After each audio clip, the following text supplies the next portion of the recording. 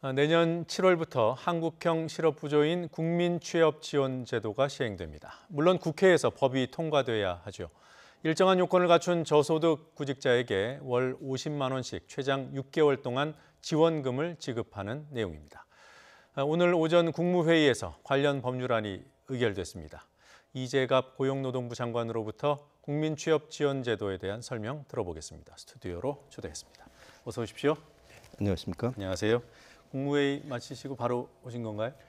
국무회의 끝나고 네. 점심 식사 잠깐 하고 그다음에 바로 스튜디오로 왔습니다. 예, 고맙습니다. 자, 오늘 국무회의에서 의결된 국민취업지원제도 핵심 내용이 어떤 겁니까? 네. 이 국민취업지원제도는 아까 말씀하신 것처럼 한국형 실업부조입니다. 왜 한국형이냐 하면 다른 외국의 경우에는 이제 실업 부조라고 해서 돈을 지급하는 거에 중점을 두고 있습니다만 예. 우리나라의 이 제도는 일자리에 취업할 수 있도록 취업 지원 서비스를 제공한다라는 측면에서 이제 한국형이라는 말이 붙어 있습니다. 네. 오늘 통과된 그 법안의 핵심 내용을 말씀드리면 우선 취업에 어려움을 겪는 모든 국민은 이 취업 지원을 받을 수가 있습니다. 네. 그래서 고용센터에서 밀착 상담을 받을 수가 있으시고요. 다만 그 중에서 저소득자, 중위소득 50% 이하의 저소득자에 대해서는 월 50만 원씩 최대 6개월까지 구직 촉진 수당을 지급해 주는 드립니다. 그래서 이런 내용들을 담고 있고 만약에 구직 활동을 하지 않는 경우에는 요 수당 지급은 중지가 되겠습니다. 네. 그래서 그런 내용들을 담고 있습니다. 그러니까 조금 전에 중위소득 50% 이하라고 했으니까 중위소득의 50%에도 못 미치는 저소득층에게 이제 지원하는. 예, 그렇습니다. 그리고 한국형인 것은 돈만 주는 것이 아니라 예, 그다음에 취업 지원 프로그램을 함께 제공한다는 거고요. 예, 그렇습니다. 청년들에 대한 특별한 배려가 있다고 들었습니다. 청년들의 경우에는 이제 중위소득 50% 이하라는 그 조건을 조금 더 저희가 높였습니다. 그래서 네. 중위소득 그 가구의 소득이 중위소득 120% 이하이면 청년 대상이 되겠습니다. 아, 그렇군요. 자, 그러면 그 지금 우리나라의 고용보험 또 기초생활보호제도, 보장제도 이 굵직한 사회 안전망이 있잖아요. 예, 그렇습니다. 그럼에도 불구하고 특별한 추가 제도가 필요하다. 왜 그런 거죠? 지금 말씀하신 것처럼 우리나라의 현재의 사회 안전망은 고용보험과 기초생활보장제도 두 네. 개가 큰 축입니다. 네. 간단히 말씀드리면 두 제도 사이에 큰 사각지대가 있기 때문에 이 사각지대를 메꾸기 위해서 도입되는 게 국민 취업지원제도다 이렇게 말씀드리고요. 네. 그러면 어떻게 차이가 있느냐 하면 기초생활보장제도는 중위소득의 30% 이하의 가구에 대해서 급여가 지급되게 됩니다.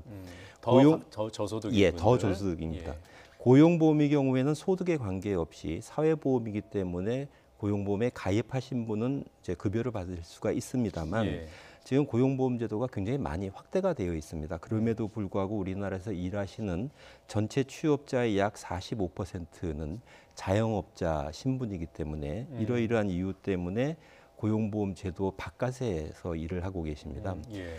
최근에는 이제 플랫폼 노동자 같이 이런 여러 가지 형태의 그 일하는 방식이 늘어나면서 이 사각지대가 점점 커지고 있는 것이 현실이고요.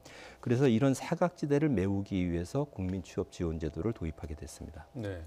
그러면 상당히 많은 사람들이 그 혜택을 볼 수 있다 이렇게 짐작이 되는데 얼마나 많은 혜택이 그 대상자가 있는 겁니까? 우선 오늘 통과된 법안은 내년 예. 7월부터 시행 예정입니다. 네. 내년에는 일단 반년이기 때문에 한 35만 명 규모로 저희가 시작을 해서 단계적으로 확대를 할 생각입니다. 그래서 예. 22년까지는 60만 명까지 확대할 계획을 갖고 있습니다. 그러면은 전체 우리나라 사회 안전망에서는 어느 정도를 보호하게 되느냐 하면 예. 2022년을 기준으로 말씀드리면 아마 실업급여 수급자가 1년에 한 140만 명 정도 받으시고요. 그러면 국민취업지원제도가 한 60만 명 정도를 보호를 받으시고 네. 그리고 나서 이제 3차 안전망이라 할 수 있는 재정으로 꾸리는 직접 일자리 사업에서 한 35만 명 정도를 예. 저희가 보호를 할 수가 있겠습니다. 그러면 네. 전체에서 연간 1년에 235만 명 정도는 보호받을 수 있는 중층적 고용 안전망이 구축될 것으로 생각합니다. 가장 기본이 되는 실업급여가 140만 명. 여기에 이제 2차, 3차 안전망으로서 저런 제도들이 만들어지는데 저게 이제 연간 혜택을 보는 사람 수예요. 예, 그렇습니다. 네. 연간 연인원입니다. 네, 2022년 기준으로 이렇게 고용노동부에서 지금 추산을 하고 있는 거군요. 예, 그렇습니다. 네. 자, 이게 이제 내년 아무래도 총선이다 보니까 정부가 하는 정책에 대해서 이게 복지 포퓰리즘 아니냐, 예, 총선용이 아니냐 이런 의심들이 있는 게 사실입니다. 어떻게 설명이 됩니까? 이건 전혀 그렇지는 않습니다. 우선 말씀드릴 수 있는 것은 지난 2017년에 대선이 있었습니다. 예. 이 대선할 때 우리나라의 주요 정당이 다 한국형 실업부조를 어떤 형태로든지 도입하겠다라는 공약이 공통적으로 있었습니다. 그래서 이 지금 현 정부에서도 정부 출범할 때 2017년 5월 달에 이것을 국정과제로 채택을 했었고요. 예. 그 사이에 2017년과 2018년 2개년에 걸쳐서 노동연구원 등을 통해서 제도 내용을 설계를 하였습니다. 예. 그리고 2018년도부터 경제사회노동위원회에서 여러 가지 논의를 하면서 작년 8월 달에는 이 제도를 조기 도입하자라고 합의를 네. 했고 금년 3월 달에는 이제 제도의 기본 틀에 대해서 노사정 간에 합의를 하였습니다. 그걸 통해서 이제 법안을 만들었고 이 법안이 오늘 국무회의에 통과하게 된 것입니다. 예, 이미 지난 대선에서 주요 정당들이 다 공의 한국형 그 실업 부조 예, 그렇습니다. 그걸 공약을 했던 것이고 또 이 정부 들어서 국정과제였고 예, 그리고 노사정이 합의한 대로 지금 추진하는 것이지 그렇습니다. 총선용은 아니다. 예, 그렇습니다. 알겠습니다. 조금 전에 그 1차 안전망, 2차 안전망, 3차 안전망 이렇게 그 수십만 명씩 혜택을 보는 그런 안전망을 예. 설명을 해주셨어요. 거기에 보면 2차 안전망이 국민취업지원제도 60만 명 연간 그리고 재정지원 직접 일자리 사업 혜택자가 약 35만 명이라고 했습니다. 이 둘은 중복이 아닌가요? 그렇지 않습니다. 재정지원 직접 일자리 사업은 일자리를 정부가 예산을 투입해서 만든 다음에 예. 거기에 참여하시는 분이 한시적으로 일자리를 참여하시고 나서 다른 정상적인 일자리로 이행해 가는 것을 목적으로 하는 사업이고요. 예. 국민취업지원제도는 이렇게 정부에서 만드는 일자리에서 일을 하시는 것이 아니고 이분들한테 구직 활동을 하도록 해드리면서 예. 소득 그 기간 동안에 소득 지원을 해드리고 그리고 나서 종합적인 그분한테 맞는 맞춤형 취업 지원을 해드립니다. 그래서 예. 시장에 있는 일자리에 취업하실 수 있도록 지원해드리는 제도가 아. 되겠습니다. 그래서 성격이 완전히 다른 것이고 네. 실제 제도 운영하면서도 직접 일자리 사업에 참여하고 계시는 분의 경우에는 국민취업지원제도에 참여가 배제돼 있습니다. 아, 그렇군요. 예. 네. 뭐 간단히 얘기하면 이 재정지원 직접 일자리 사업은 정부가 임시 일자리를 만들어 놓고 거기를 거쳐가게 하는 거고요. 예.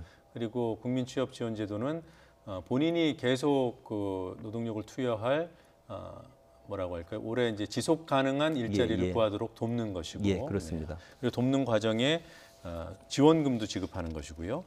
자, 그러면 결국은 그 국민 그 취업 지원 제도가 성공하려면 일자리를 갖도록 하는 것, 예. 구직을 하는 비율이 얼마나 될 것인가, 돈만 받고 오히려 거기 안주하는 것은 아닌가, 뭐 이런 우려도 있습니다. 어떻게 되겠습니까?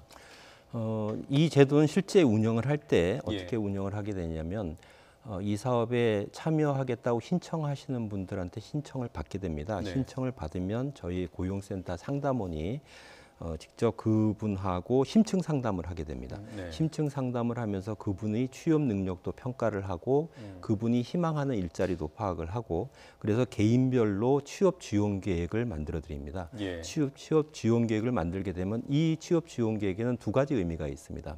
하나는 구직자 입장에서는 요 계획대로 따라서 구직 활동을 하겠다 또는 직업 훈련을 받겠다 이런 것을 약속을 하는 것이 되고 우리 고용센터 입장에서는 요 계획대로 여러 가지 지원을 해드리고 그걸 조건으로 해서 수당도 지급합니다라는 그런 약속 두 가지 의미가 들어 있습니다. 그래서 요거를 이행하지 않게 되면 중간에 취업 그 수당 지급이 중지가 되는 그런 구조로 되어 있습니다. 그래서 네. 제일 중요한 것은 결국 고용센터에서 얼마나 적절하게 취업 지원을 해드리냐 하는 것이 굉장히 중요한 요소가 돼서 네. 이 제도를 도입함과 동시에 저희 고용센터의 취업 지원 그런 역량을 강화해가고 있습니다. 그래서 현재까지는 개인 맞춤형 상담할 때 인공지능을 좀 활용을 해가지고 좀 맞춤형으로 상담을 해드리는 그런 것도 저희가 하고 있고 또 24시간 온라인 상담도 지원을 해드리고 예. 또 상담 직원들이 이 상담력이 또 강화돼야 되니까 저희도 예. 교육 훈련도 더 강화하고 있습니다. 그래서 이런 공공고용 서비스 발전 방안은 저희도 계속해서 연말까지도 계속 추진해 갈 계획입니다. 예, 대상자가 연간 60만 명에 이를 것으로 추산되는 뭐라 그럴까요? 대규모 복지제도이기 때문에 지금 말씀하신 그 고용센터의 서비스 질이 높아지는 것이 사업의 성패를 예, 그렇습니다. 저희 좌우하는 가장 관건이 될것 중요한 같습니다. 관건입니다. 네. 예. 자, 이 이외에도 또 다른 정책 준비하고 있는 게 있습니까?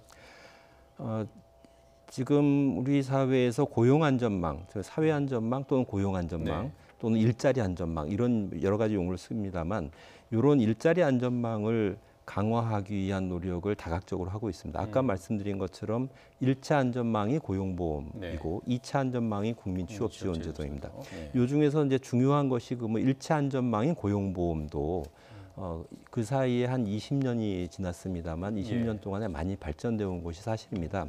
그렇지만 아직 다른 나라, 다른 선진국하고 비교하면 아직도 좀 보완할 때가 많이 있습니다. 그래서 이 고용보험을 또 같이 강화를 해가고 있는데 이 내용은 우선 고용보험에 가입하시는 분의 가입 대상을 더 넓히고 예. 또 실업급여를 지불을 할 때 실업급여의 수준과 그다음에 기간도 좀 더 보장성을 좀 더 강화해드리는 그런 내용이 되겠습니다.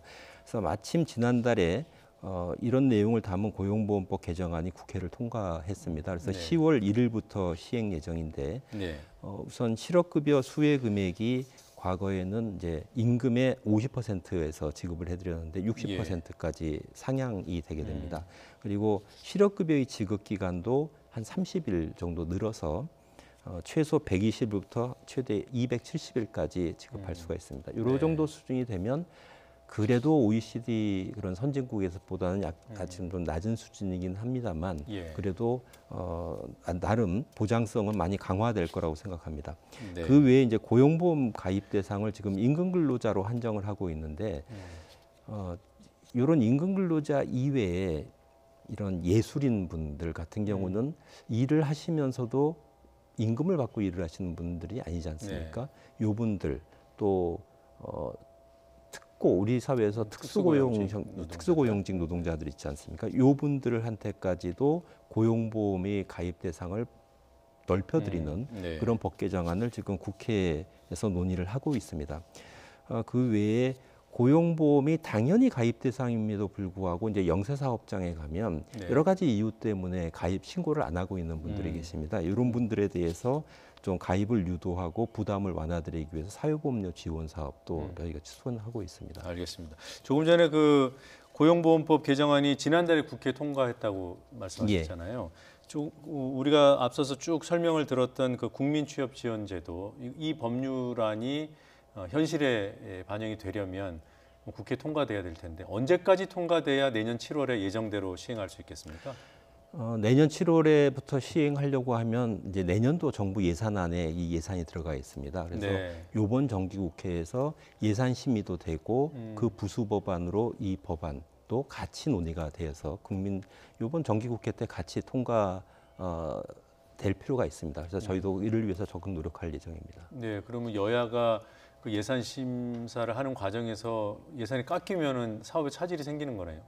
뭐 국회에서 여러 가지 내년도 추계가 정부에서 정확히 했는지 여러 가지 정부 예산 사정은 어떤지 그러면서 여러 가지 심의를 할 것으로 생각하고 있습니다. 예, 알겠습니다. 그 어제 고용노동부 발표한 자료를 보니까요, 그 실업급여 수혜자 또 수급액 그 자체도 큰 폭으로 증가했습니다. 이게 어떻게 해석을 해야 됩니까? 고용이 악화됐다는 그런 표징인가요? 아니면은 그 사회 안전망이 강화된 결과로 해석할 수 있을까요? 어느 쪽입니까? 일부 최근에 고용 상황이 좀 어렵기 때문에 일부 그런 경기적인 요인도 있다고 생각합니다. 그렇지만 가장 큰 요인은 이제 사회 안전망을 그 사이에 강화해온 요인이 더 크다고 저희는 해석을 하고 있습니다. 왜 그러냐 하면 최근에 고용보험에 가입하시는 분들이 매달 전년 동을 그러니까 1년 전하고 비교해서 50만 명씩 늘어나고 네. 있습니다. 이렇게 고용보험에 가입하신 분들이 크게 증가하다 보니까 이제 구직급여, 그 말하면 실업급여를 신청하실 자격이 계신 분들도 그 수만큼 이렇게 늘어나시게 됩니다. 네. 그래서 그 영향이 크고 이것을 뒷받침할 수 있는 이제 통계가 어떤 통계냐 하면 우리나라의 통계 조사를 한 실업자가 몇 명이다 이렇게 네. 고용동에서 발표하지 않습니까?